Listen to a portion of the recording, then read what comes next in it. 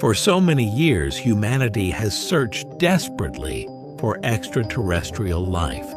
And yet the breakthrough may not be in the sky at all, but in the deepest part of Earth's oceans.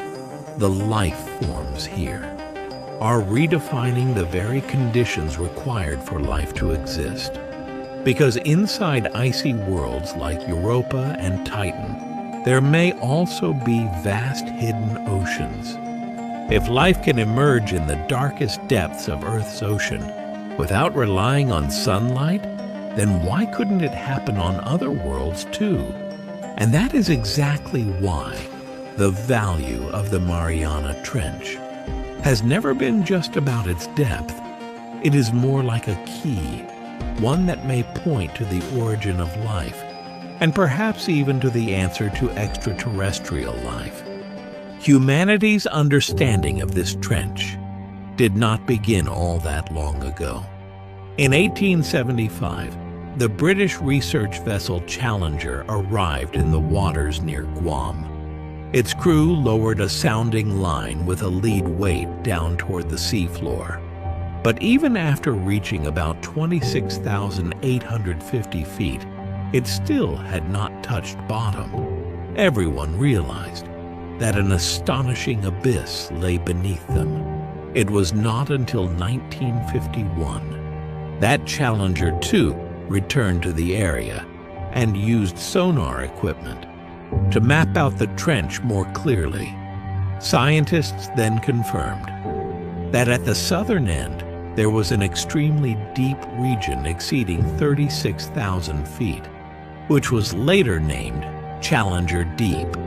On January 23, 1960, Jacques Picard and U.S. Navy Lieutenant Don Walsh descended in the bathyscaphe Trieste, becoming the first people to truly reach the bottom of the trench.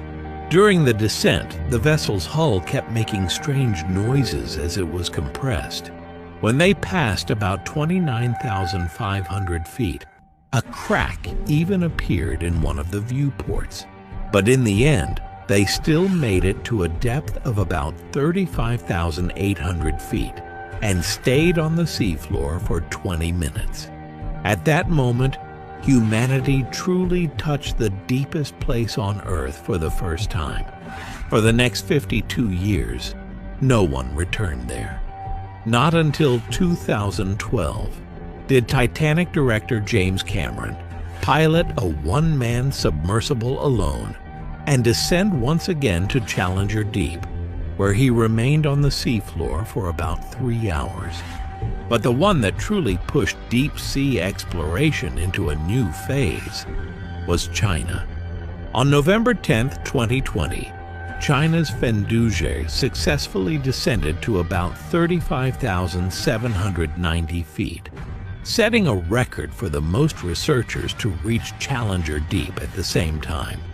Then in 2024, China deployed a deep-sea robot only about the size of a shoebox. It had no pilot, no tether, yet it could carry out its tasks independently and return on its own. That represents something very important. Exploring the deepest ocean is shifting from an adventure for a handful of people into a capability that can be scaled up. Work that once required large manned submersibles may one day be handled by large numbers of small robots, and whoever develops that capability first will gain the advantage in the race for the deep sea.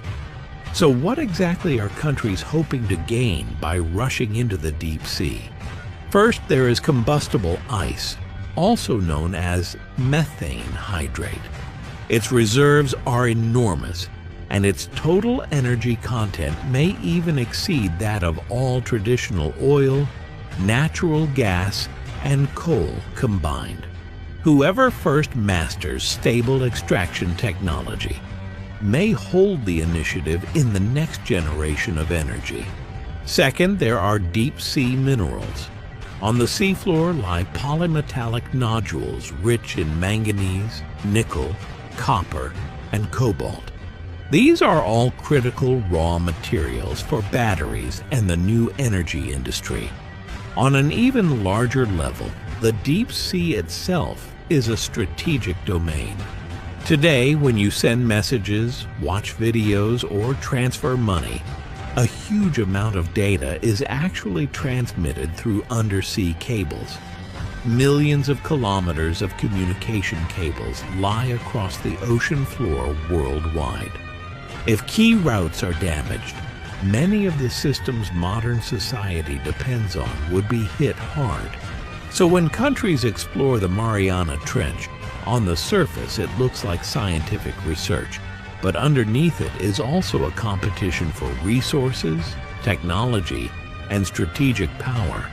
But that is exactly where the problem lies. We still do not even know how many species live there, and so much remains unclear.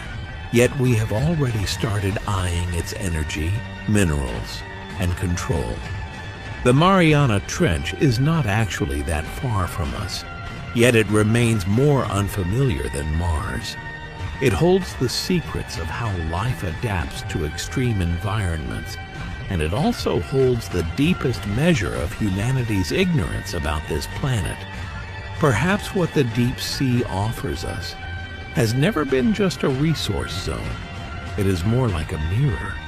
How you choose to treat it reveals what kind of civilization you want to become. Will we conquer first and plunder next, or understand first and approach with care?